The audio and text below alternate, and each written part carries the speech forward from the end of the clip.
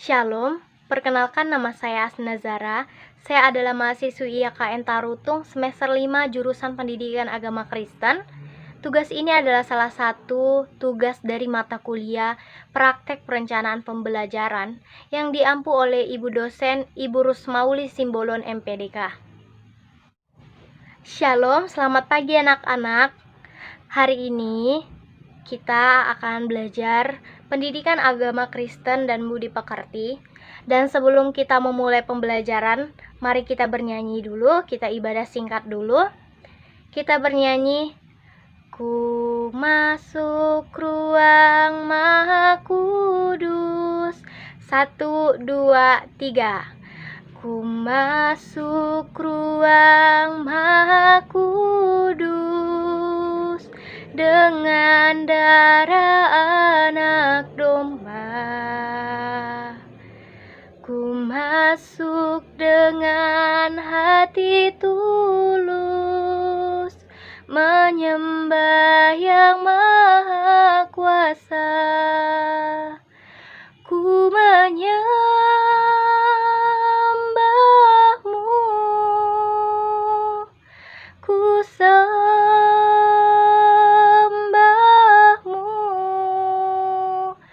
ku menyembahmu,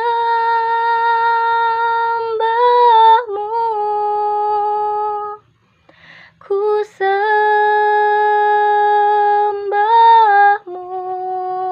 sebab namamu kudus, kudus Tuhan. Kita bersatu dalam doa. Bapa, kami tetap mengucapkan syukur kepada Tuhan yang tetap menjagai, memberkati kami sampai pada saat ini. Bapa, pada saat ini kami akan memulai pembelajaran kami. Kiranya Kau lindungi kami, Kau bukakan hati kami yang ingin mau tahu tentang pembelajaran.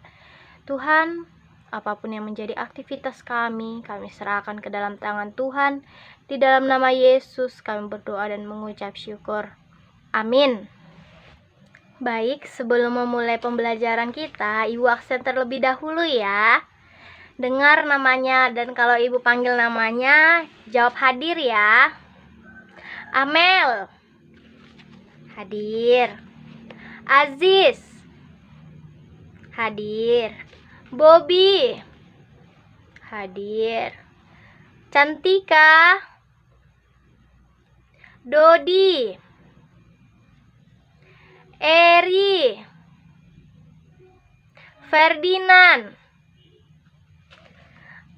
Baik, ternyata semuanya hadir ya. Jadi kita masuk pembelajaran kita semua, buka bukunya. Nah anak-anak, sekarang kita belajar tentang hidup yang beriman, hidup beriman. Pembelajaran kita ini membahas mengenai hidup beriman dan bagaimana memelihara iman itu. Jadi, mari kita baca dulu apa sih iman itu. Kita buka dulu di dalam Ibrani 1 ayat 1. Semua bawa Alkitabnya. Kalau belajar agama, belajar pendidikan agama harus dibawa Alkitabnya ya, supaya bisa sama-sama membaca. Jadi, Ibu bacakan Ibrani 11 ayat 1.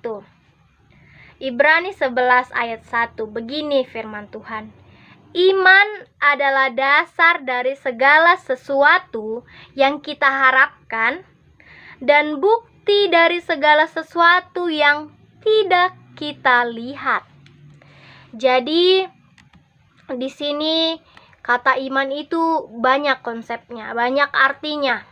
Misalnya kata iman di dalam Perjanjian Lama itu yaitu berarti berpegang teguh. Maksudnya beriman berarti berpegang teguh pada keyakinan yang dimiliki akan suatu hal. Karena hal itu dapat dipercaya dan diandalkan. Berarti iman itu harus kita percaya. Kita percaya kepada sesuatu. Siapa di sini? Apa kepercayaan kalian? Ibu tanyalah dulu. Ya, ibu percaya kepada Yesus Kristus sebagai Tuhan dan Juru Selamat.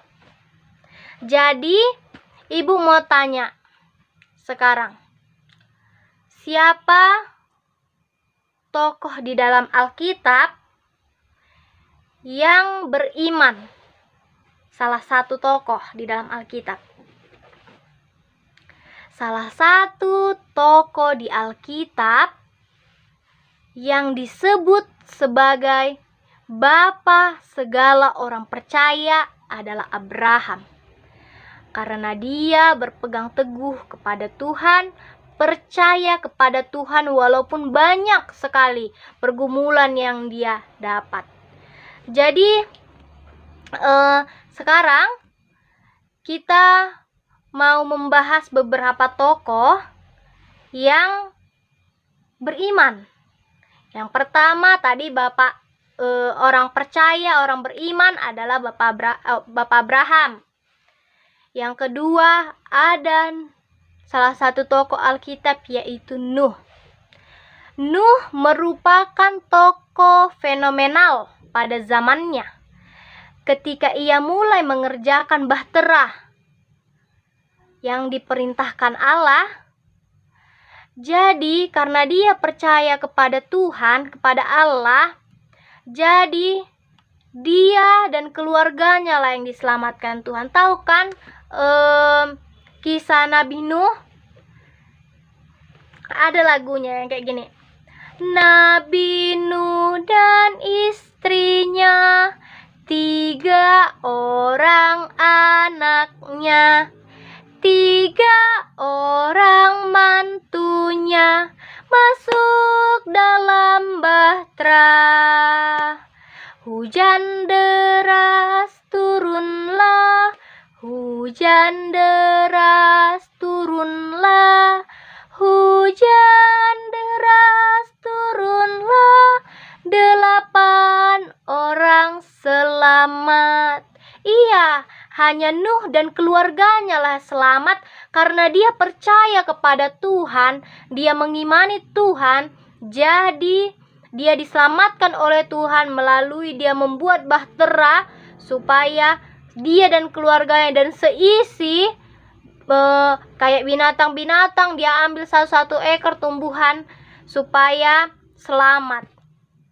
Jadi 40 hari lamanya hujan turun dan seluruh bumi ini tergenang air, tetapi hanya Nuh dan keluarganya lah yang selamat. Nah, tadi kan kita sudah belajar tuh apa tokoh-tokoh Alkitab yang beriman, siapa tokoh-tokoh Alkitabnya. Sekarang bagaimana yang beriman? Kan?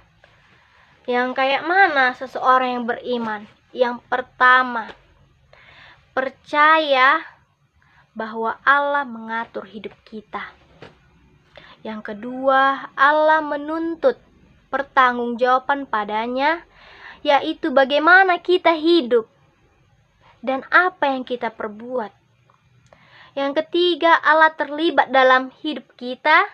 Ia mengasihi kita, ia berinteraksi dengan kita, ia menyelamatkan kita dari dosa, yaitu Yesus Kristus yang menyelamatkan kita. Dia utus Yesus Kristus untuk menyelamatkan kita. Terus Allah memberi upah kepada orang yang sungguh-sungguh mencarinya, yaitu keselamatan dan hidup baru. Itulah arti beriman. Bagaimana seseorang beriman itu dia harus percaya kepada Tuhan. Jadi, anak-anak ibu sekalian, haruslah kita berpegang teguh kepada kepercayaan kita, iman kita, walaupun banyak yang menjadi rintangan-rintangan kita. Oke? Ada beberapa contoh seseorang yang memelihara imannya. Yang pertama, bijaksana dalam memposisikan diri di tengah krisis yang sedang dialami, di mana dia harus bijaksana di dalam semua persoalan-persoalan yang ada. Yang kedua, tetap menghormati norma sosial masyarakat. Yang ketiga, terus menjaga dan membina hubungan yang akrab dengan Tuhan melalui doa dan membaca Alkitab. Makanya tadi Ibu bilang setiap kita belajar agama harus bawa Alkitab. Iya, setiap hari harus dibaca Alkitabnya ya nak. Terus tetap setia apapun keadaannya. Senang, sedih harus tetap setia. Dan sekarang yang terakhir, menerima baik buruknya setiap peristiwa yang kita alami. Mau susah kayak tadi, mau senang, tetap kita harus terima, harus kita bersyukur kepada Tuhan. Jadi, anak-anak ibu sekalian, demikianlah pembelajaran kita mengenai beriman. Oke? Jadi sekarang karena kita mau mengakhiri pelajaran kita, Ibu ada tugas sama kalian.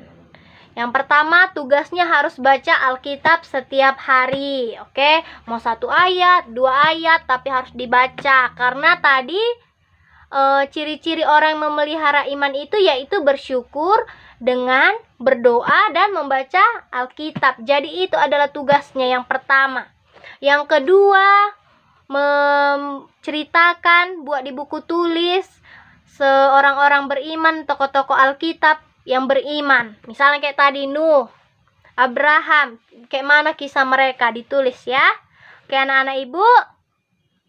Dan kerjakanlah itu, ibu dikumpulkan hari minggu depannya waktu pembelajaran kita masuk ya.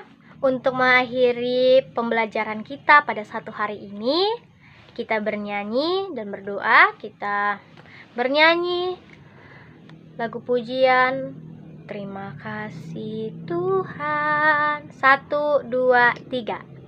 Terima kasih Tuhan untuk kasih setiamu yang kualami dalam hidupku.